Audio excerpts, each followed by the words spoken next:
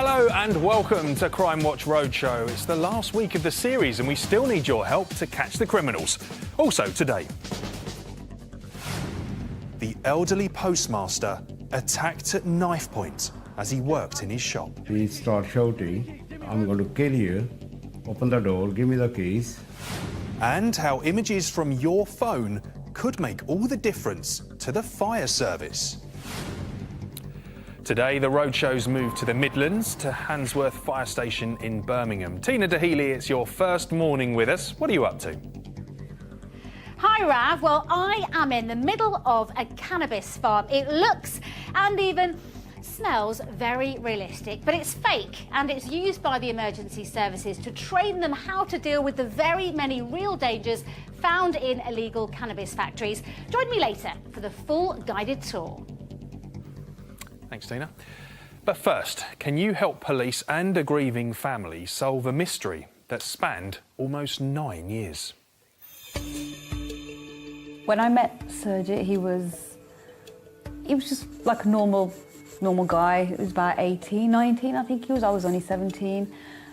Really friendly, really nice person. We were married for about 14, 15 years. We had 3 children. But over the years, the family went through some tough times. He was drinking quite heavily. Throughout the years, he carried on drinking, and it got really serious. Reason why we both actually split up. Sergit Takar left the family home in Walsall in 2007 before moving into a flat a few miles away in Oldbury. He was really determined during that year to change, to be a better person, to stop drinking, prove to us that he is a family man, that he's there for the children, and the children can start building the trust and relying on him again. But before that could happen, Sergit went missing. Because of his drink, he'd go away for a week and then he'd come back, and it was a pattern that I was used to. So to me, it didn't really mean anything when he went for that week. And then suddenly when I found out he was gone for 2 weeks, I knew something was wrong. Sergit was reported missing by his family on the 8th of October 2008. For his children, growing up without their father was a confusing time. We were worried as well, but because he used to disappear like a lot, we weren't really sure how to feel. We were all angry, thinking he just left and went and not wanting to come back to even see the children. They had exams, they had their 13th birthday, 16th, 18th, all these milestones. 7 years went by with no news.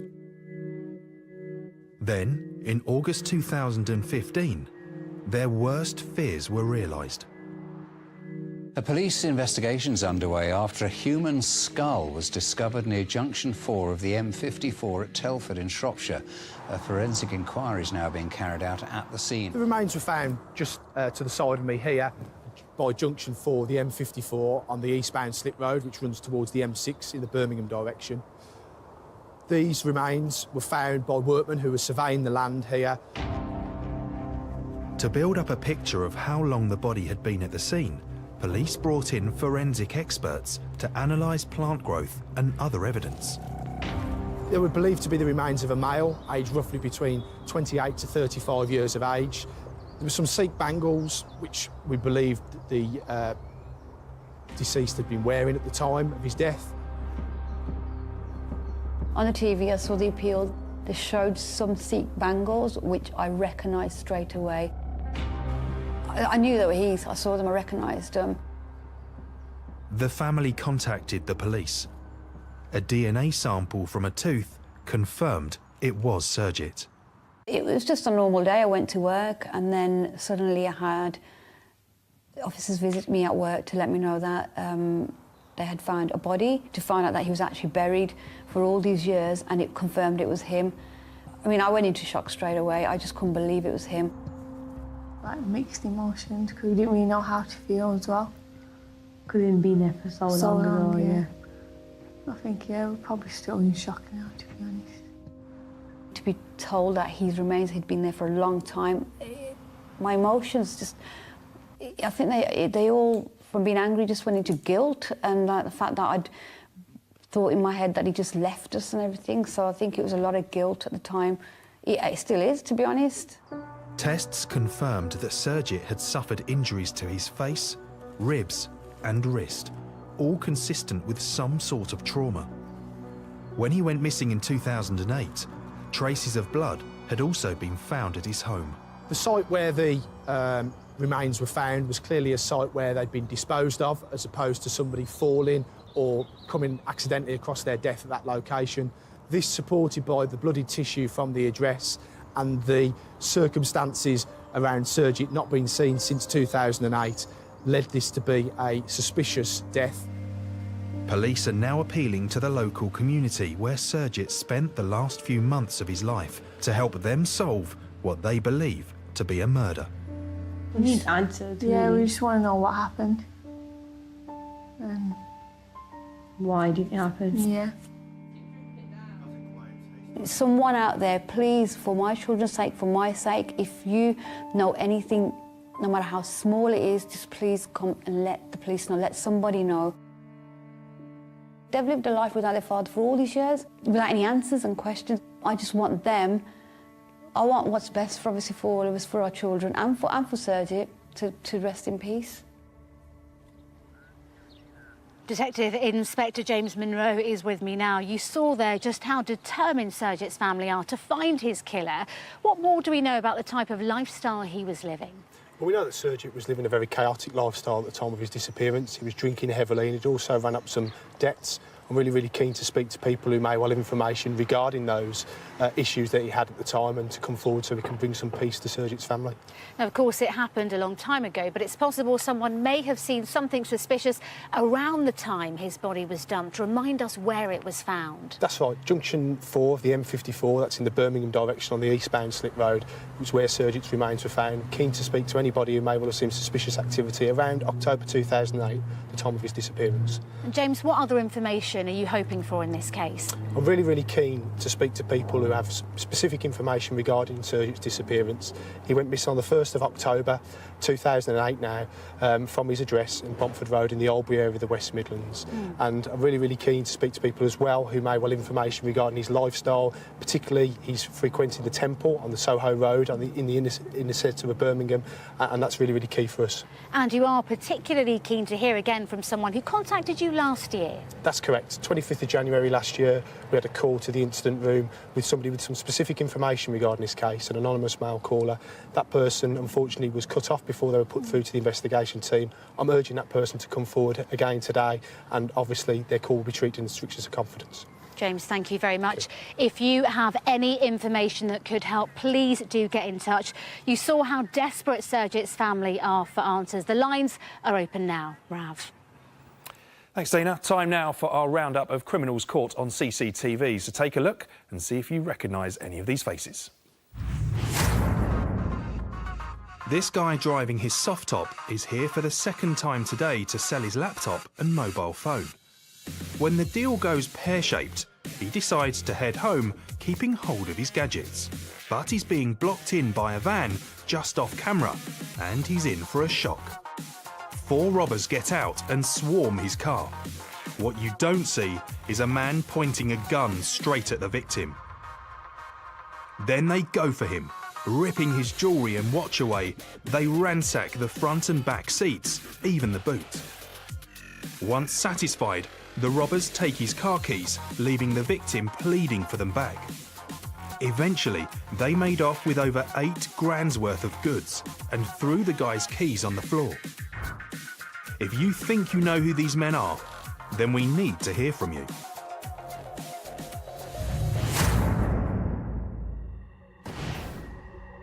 It's Christmas Eve, but this guy isn't quite getting into the spirit of things.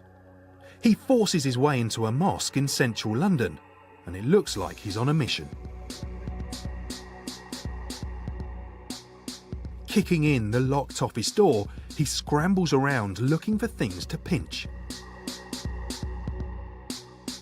Once satisfied, he scarpers as quick as he can, nicking the Imam's personal laptop, £600 in cash, and causing around £400 worth of damage. If you know who this crook is, then call us now. If you recognised anyone, get on the phone now. Call us for free on 08000 468 999, or you can text us on 63399. Text CW space and then your message. Text will be charged at your standard message rate, or send us an email. There's the address. It's cwr@bbc.co.uk. Tina. Well, Rav, this bit of kit is very useful for the teams whose job it is to find illegal cannabis farms. It's a thermal imaging camera, and police use it to detect large areas of heat coming off the lights used to grow plants. Mike Hall is from West Midlands Police Cannabis Disposal Team. Mike, when might you use this? This will be used in part of the checks and balances when people give us information on suspicion that there's a cannabis factory somewhere. We use this as another indicator to give us more information, so we'll be able to put that information in front of a magistrate. OK, let's have a go. What do I do? Just punch at the windows. OK. And you'll see the heat source coming out on the colour palette. Lots of different colours on there, and it'll show you the temperature of the windows. So where the heat is coming out from a cannabis factory, out of the eaves and underneath the windows, we'd expect to see a difference from a house where there isn't a cannabis factory. So you're able to establish that there might be cannabis inside before you need to go in? Absolutely, yes. Very clever. Mike, thank you very much indeed. And in a moment, I'll be taking a look around the fake cannabis farm at this fire station. But first, I spent some time with Mike's team to find out just how hazardous it can be. The UK's wholesale cannabis market is thought to be worth almost £1 billion a year. It's cultivated in people's homes and in industrial-size operations. Stopping that trade is a priority for police. Here in the West Midlands, police have set up a dedicated cannabis disposal unit to deal with the problem. And today, we've got access to their base to find out more about how they operate. Set up in 2010, the team focuses on finding and disrupting cannabis farms run by organised gangs. We're dealing with around 4 or 5 cannabis factories a day, generally. They come into us either through warrants, which have been community-led intelligence, or spontaneously, where we've discovered a cannabis factory for another reason, for instance, a fire or a search of a premises on an unrelated matter. There can be multiple raids on any given day, so the team must be ready to react at a moment's notice. Sonny, how do you prepare for a raid on a cannabis factory? What we try and do is make sure we've got enough equipment that can more or less deal with as many scenarios as we possibly can. We've got cutters. Now, the standard issue, what the force says that we should really have is one of these. So what I prefer, and this is my absolute favourite, is these. So I'd expect officers to have things like handcuffs, maybe a taser, a baton. This equipment's very different. You need gardening tools, essentially. Oh, absolutely. I mean, just like the officers out on the streets, they need the correct equipment to deal with the scenarios that they're most likely to face. And just like with the cannabis team, we'll carry the equipment that we will need in order to serve the job. A report has come in of a significant cannabis farm in a suburb of Birmingham. The team springs into action. Arriving on location, the team gets ready to make their first assessment under Mike's command. 2 officers will go in first to check for our safety and to give us a brief of what exactly we're facing in there. They'll check for floorboard safety, any structural alterations, any electrical hazards that might be in there. One of the main things we check when we wreck a place is if there's any booby traps. They'll have nails put in the back of the doors so that when you're entering a room, it can catch you on your hand. The house is declared safe to enter, and the team begins the task of seizing this huge haul of mature plants. This room is typical of the way rooms are converted. All the electricity feeding the high-intensity lights, fans and ventilation systems. This fan is as heavy as a domestic fridge, and it's just hanging on wires above our head from the ceiling. There's also where the ventilation goes. They've knocked holes into the chimney breast and taken away some of the brickwork. The criminal gang behind this farm have left the rented property in a hazardous state. They've even bypassed the meter to steal electricity. They connect the electricity just using the live and neutral, and they don't earth the sockets.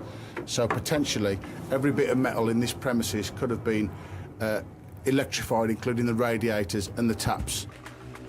The high-value crop has been cut down and bagged up. And the team gets to work, dismantling the site. Cannabis farm of this size would probably cost about £15,000 to set up with the equipment, the lighting, the ventilation and all the growing materials. So what we aim to do to disrupt the drug network is take away the criminals' initial investment and take away any of their future profit, obviously by taking the cannabis away. And you can see here that people like to protect their investment, and these are some of the dangers that us as the police face when we go into cannabis factories. The bags full of cannabis are removed and another successful raid comes to an end. Out of the 4 rooms used, which were all 3 bedrooms and the loft, we've taken away a total of 219 plants. The team heads back to base where the sheer scale of the problem is clear to see. Wow, this is a lot of cannabis. What are we looking at exactly?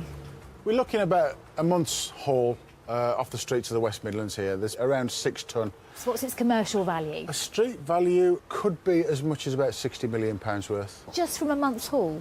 Yes, that's just from a month's haul. That smell is overpowering, isn't it? It is smelly, and the smell quite often is what gives it away to members of the public who report their concerns to us. It's really strong. So this is all kept in a secure container here. What happens to it next? Where does it go? All this is authorised for disposal. We wait for it to rot down a little bit, then everything is taken away and destroyed. Well, before police can get drugs off the street, they need to gain entry to the property. That's not always easy. Here at this fake cannabis farm, officers are trained for that challenge, and that's what I'm doing now in this very dark, very cramped space. Sunny Singh is here again. Sunny, talk me through what you'd be doing here. Right, so this simulates the trips and hazards that we come across when entering a cannabis farm. We can make this as easy or as difficult as we want, depending on the level of training that's required for the 999 services.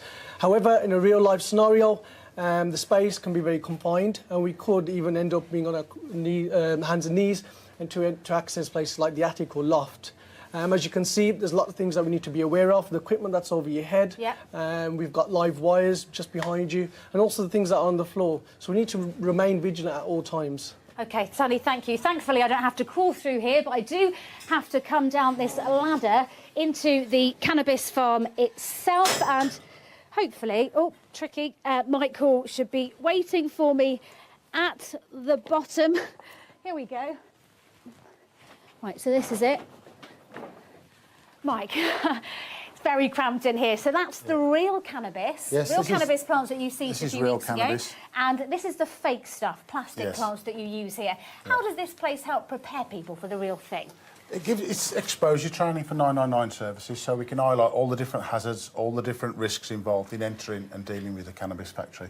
We can change that training to suit the scenario.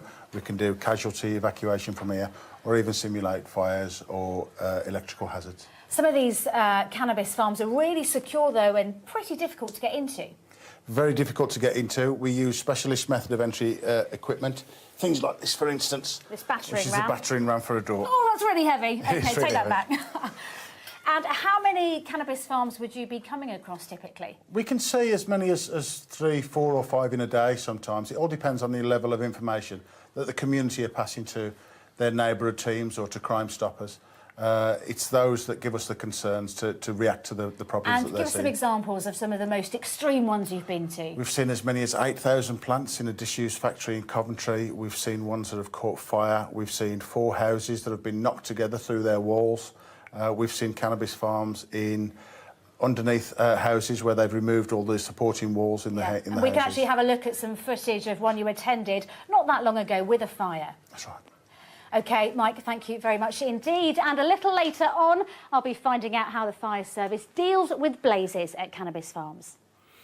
Thanks, Tina. Very impressive place. Right, lots more to come in today's programme. Do you recognise this ruthless post office robber who left his victims terrified? All of a sudden, he pulled a knife straight in rather than saying good morning or anything.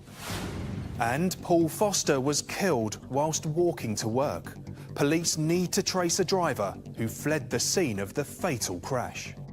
It's been devastating. It's tore the family apart. The little ones are just asking why. Where's Grandad? Why have they taken him away?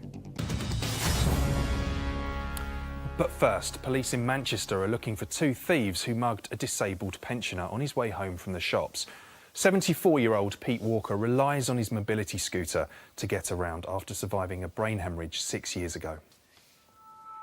My dad is not mobile. He can just literally stand up into his wheelchair and then onto his scooter. That's as mobile as he is. Other than that, he can't do anything really. I'm paralysed down the right side of my body, and it does make things difficult. I can't walk. This couple came up behind him and went on either side of him. The guy was asking him where this place was, this so-called map, what he was showing him. And while my dad's talking to him, the woman on the other side was trying to distract and take his chain from his neck, which she succeeded. Well, I tried to grab her, and it was too late. He was quite shook up, and he was just all in a panic. He couldn't believe what had happened. He saw how vulnerable he was and helpless, defenceless. It's just not right. It makes me feel very annoyed, very annoyed. It's a shame that they haven't been found yet, and hopefully this appeal might work. Yeah, it's really shocking. Now, this here is the gold necklace that was stolen. It was given to Pete by his mother, and he'd worn it for about 50 years, so it meant an awful lot to him. This attack happened at around 9:15 in the morning of Sunday the 19th of February in the town of Ashton-under-Lyne, to the east of Manchester. Now, Pete had just been to the newsagents on Crow Hill Road and was making his way along Keswick Avenue when the man and woman approached him. They fled the scene in the direction of Furness Avenue. Now, this CCTV shows a van and a car driving past at the time of the offence, and police would like to speak to the occupants of those vehicles or anyone else who might have information about the 2 offenders. The male is described as being white, in his early 30s, around 5'8" tall, and of skinny build. He was wearing a grey woolly hat with a light brown jacket and blue jeans. The woman was around 40 years of age and wearing a long dark skirt and is about 5'8" tall. If you can help, please do call us now. Our numbers are on your screen. Now, earlier we heard about some of the challenges the police face in tackling cannabis farms, but the fire service is often involved too. With me now is firefighter Lyndon Jones. Lyndon, you've been to several cannabis farms in the past few months, haven't you? Yes, we've been to one literally just 2 streets away from the fire service. The neighbours have been watching it for a while. There's strange comings and going. The curtains were shut permanently. And eventually they found us when they saw some smoke coming from the roof. Now, when you get there, you've got to put that fire out, and you're going to give us a demonstration of the sort of conditions you might face in the real thing. OK, so what you see now is our usual BA team is just 2 people. They'll go up to the door, they'll make a door entry, they'll open the door slightly, just check behind it. They're checking for booby traps. If we suspect it's a cannabis farm, there could be booby traps. They'll move their way in. The smoke that you're seeing is... There's a lot of smoke in here. Yeah, this is cosmetic smoke. It's similar to what you'd find in a nightclub. Obviously, for real, it's thicker and you'll get some heat. So they're going to move their way up the stairs. They're constantly feeling in front of their faces for dangling cables, for any other booby traps. And they're also, you can hear them tapping their feet. They're checking for holes in the floor. Yeah, it's really difficult even to see where you're going. We're approaching the cannabis farm itself now. What sort of booby traps will they be looking out for? OK, so sometimes what these criminals can do is they'll electrify door frames and put other sort of booby traps in place. I think there's a couple where they've literally electrified... OK, let's go through. ...copper cable, and as we come across it. It's not necessarily for us, it's more for rival gangs. So moving into the room... Lots of hazards in here. OK, lots of hazards in here. Lots of lights. OK, so the crew now just extinguished the fire. Most of the fires that we come to in cannabis factories are electrical fires, so we don't tend to use a lot of water. You've heard there was a CO2 extinguisher, so they'll put the fire out. Once the fire's out, we'll have a search of the property, and make sure there's no one in there. And obviously you need to preserve the evidence once you've established that the fire is caused by a cannabis farm. OK. Yeah, once we're happy with the fire and we've searched and there's no one there, we'll retreat outside, put a cordon up outside the door, and then we'll hand it over to the police. OK, well, Lyndon, thank you very much. The smoke is starting to die down a little bit now, and later on we'll be finding out how one of these is now helping firefighters to do their job. Rav. Sounds great. Thanks, Tina. Next, can you help police trace the man responsible for a cowardly knife attack on an elderly postmaster? From 19th of July 1998, we were running a post office at Slade Road. Very nice business, happy customers. Tarsum Thethi and his wife Corwant have always enjoyed working together in their small shop and post office in the Erdington area of Birmingham. We got good customers, and what we do is try to serve the community. We know most of them, even by name. On a Friday morning back in March, Tarsum was preparing for another busy day at work.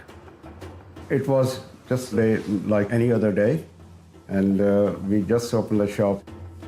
I was just trying to tidy up the shop. But outside, a man was approaching the post office, and he wasn't looking to send a parcel. When he came in, I was sort of greeting him as a customer, and then all of a sudden, from his side, he pulled a knife straight in rather than saying good morning or anything. It's there. So, yeah. The man launched a terrifying attack on Tarsum, knocking the turban from his head and pushing him around the shop. He threatened the postmaster with the knife and demanded cash.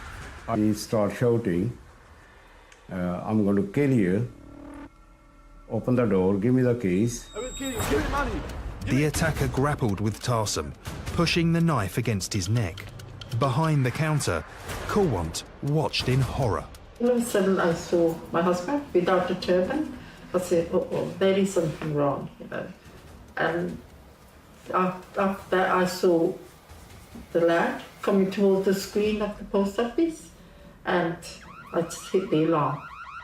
With the panic alarm ringing out, the attacker lashed out one more time before making his escape empty-handed. With all blood around his neck or shirt covered in blood, you know. It is scary. Police in Birmingham are appealing for help to find the man who carried out this cowardly attack. This man is a particular danger to the public and needs taking off the streets. We clearly want to be able to identify him, arrest him for the protection of the public, given the viciousness and how frenzied the attack was. 3 months on, Tarsum and Corwant are still struggling to move on with their lives. Since the attack, he's been nervous. He isn't the same person. You know, I still have flashback time to time. He just put the knife through my throat. And that's what he did, which is very scary.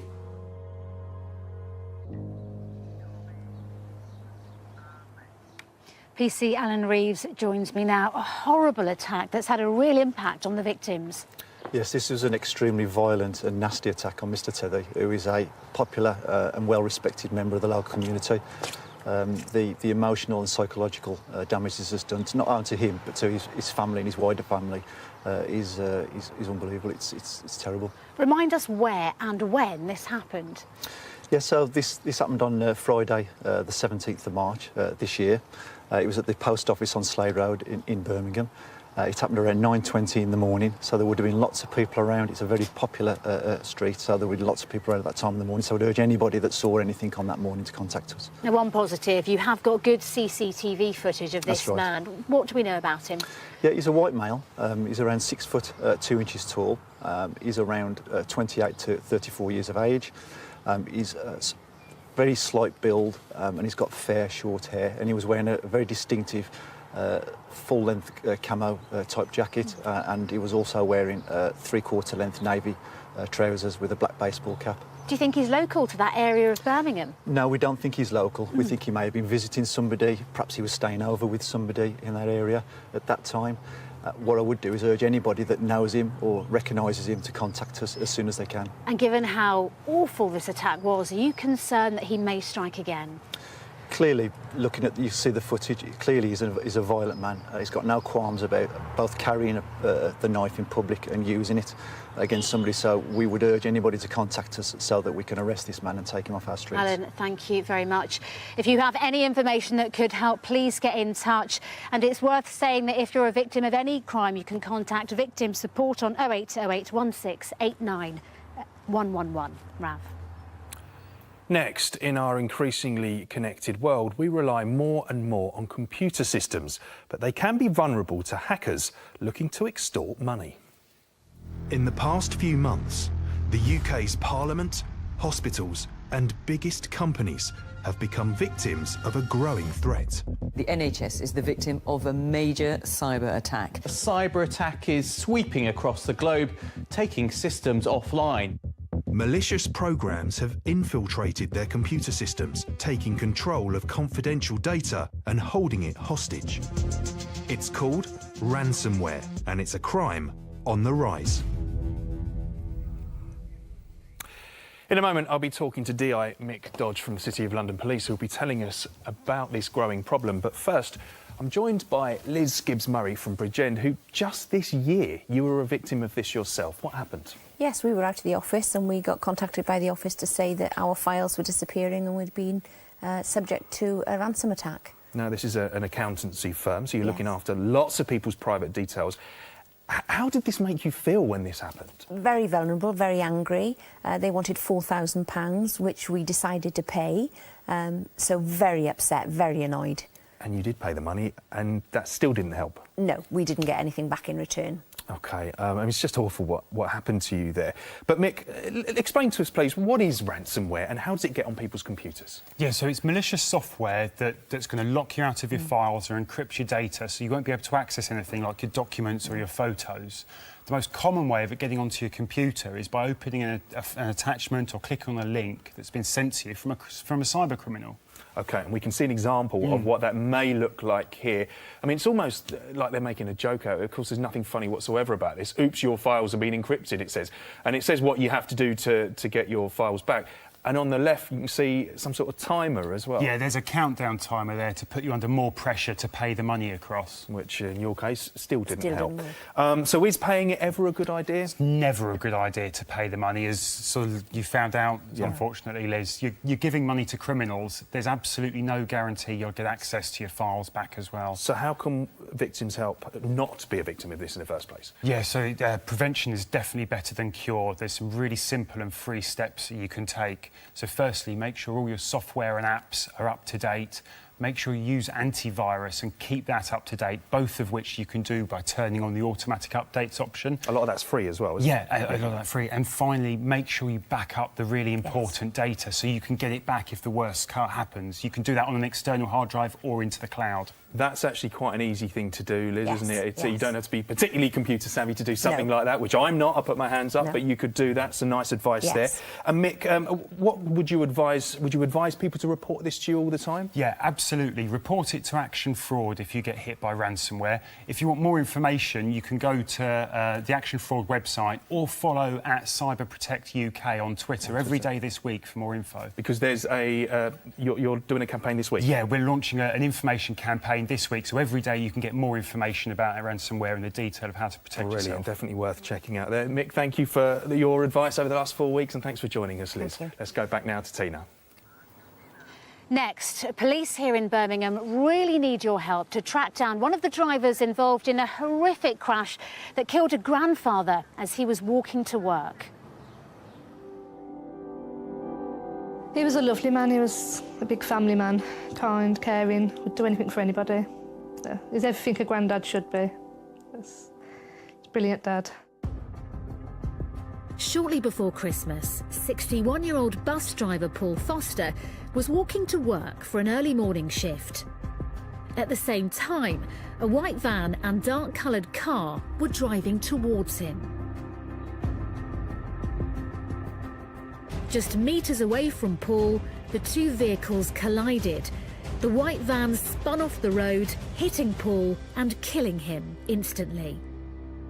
We all got that horrible phone call, just telling us that he had gone. Although police have spoken to the van driver, they still need to trace the driver of the dark-coloured hatchback who failed to stop. I don't think we'll ever have closure, but the answer is yes, because it's like there's missing pieces to the jigsaw. It's just, we want to know what happened, how it happened. It's been devastating. It's tore the family apart, literally. It's heartbreaking to see, the grandchildren especially, because they don't understand. The older ones do, and they're angry. But the little ones are just asking why. Where's Grandad? Why have they taken him away? Sergeant Alan Wood from West Midlands Police Collision Investigation Unit joins me now. A terrible tragedy that's had a dreadful impact on Paul's family. What can you tell us about the crash? It happened on the 10th of December 2016 at 06:25 in the morning. It's on the A453 Aldridge Road at the junction with Wellhead Lane. It's near to Perry Bar Dog Stadium and it's quite a busy road. A hatchback, a black hatchback vehicle has undertaken a white transit van. They've come in close proximity and it's caused the white transit van to leave the road, lose control and collide with Mr Foster, who was on his way with work, and unfortunately killed him. Now, you have spoken to the driver of the van, but you need help to track down the driver of the car, don't you? We do, yes. We desperately need to speak to the driver of this vehicle. He failed to stop at the scene of the collision after Mr Foster was killed. What we know from the CCTV is that it continued along Aldridge Road, into College Road, and then on into the King's Standing area of Birmingham. Now, this has been just devastating for Paul's family. What would you say to that driver or anyone who might know who they are? I'd urge the driver to do the right thing now and to come forward and hand himself in. Likewise, if there's any passengers in that vehicle, if they could come forward, they're not in any trouble. We'd like to urge those people to come through. Likewise, if anybody's spoken to the driver and the driver's disclosed anything to them, then please come forward. Alan, thank you very much indeed. If you have any information at all that could help, please get in touch. The numbers are on the screen, or you can also contact Crime Stoppers anonymously. They are on 0800 555 111. Rav. Thanks, Tina. Now it's time for a look at today's wanted faces, and we're starting with Julie Rosen, although she also calls herself numerous other names, including Barbara Jones, Maria Morgan, Josephine Thompson or Lindsay Thompson. She was jailed for 2 years for theft offences and released from prison on licence, but she's failed to stick to her conditions and is now wanted back in jail. Rosen is 50 and has links to Liverpool, Nottingham, Staffordshire, Preston and Manchester. She has a scar on her left cheek and a split earlobe. She also has tattoos of male names on both arms. Or do you recognise this man? This is Jorito Marquez. Detectives would like to speak to him after vulnerable people were convinced to withdraw large sums of money in order to buy supposedly winning lottery tickets, which were in fact worthless. Marquez is 39 and originally from Colombia, but now has links to London and Birmingham. Next is this man. This is Derek Copeland. Police want to speak to him about a burglary at a house in the West Midlands. He has links to Birmingham and Wolverhampton. And finally today we have Christopher Connolly, although he also uses the surname Whitelaw. Detectives would like to question him in connection to a burglary at a block of flats in West London. Connolly is 34 with an Irish accent and links to North London. So if you know where any of these faces are, make sure you get in touch using the numbers on screen. Tina. Here in the West Midlands, some pioneering new technology has just been introduced in the fire service. It allows people to use their smartphones to help them by providing live photos and videos of fires and other incidents like road traffic accidents in those crucial minutes when the fire service are on their way. It's called 999i, and here to tell me about it is Eddie Salmons. Eddie, tell me how this works. Yeah, 999i is a piece of software that we use, and what it enables is our control room operators to see live images or live stream direct from that person taking the emergency call. What the operator will do will mobilise resources, and then they will send a text message directly to that call, and not breaking the audio link. They will press on that text message, which will enable the functionality of that phone to be used, so live streaming images can be directly sent back to our control room. Now, this is very new. You've only been using it for 3 months. Is it helping? Yeah, definitely. You know, what it does is we send our resources. Up until now, all we could do was take what the caller was telling us, but this gives us a visual confirmation of what we're mobilising to, so we can determine whether we need to increase or decrease to make an appropriate response to that emergency. And we can have a look at some of the photos that people have sent in to you. Sometimes it does mean that you don't actually need to send the fire service out. Yeah, definitely. You know, there's been instances where we've sent the mobilisation, and when we've reviewed that imagery, that live stream, we've been able to determine that it isn't an emergency. We've stood those resources down.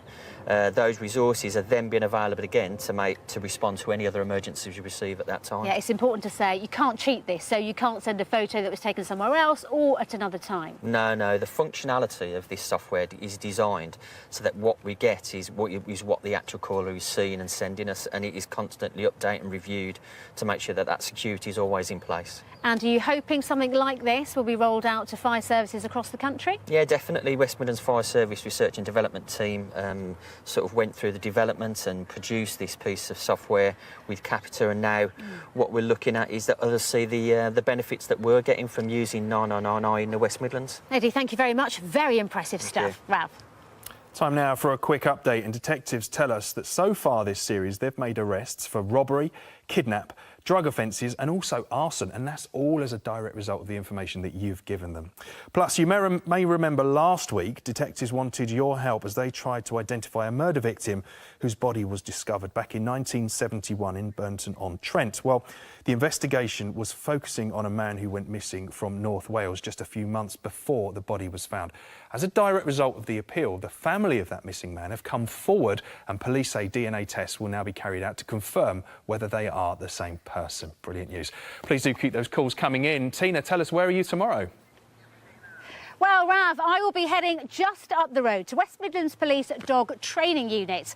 I'll be seeing how Cocker Spaniel Dash is training to find drugs and meeting the latest batch of very cute canine recruits. Not all police dogs are as cuddly, though. I will be coming face to face with one of them. I'm a bit nervous about that, if I'm honest, Rav.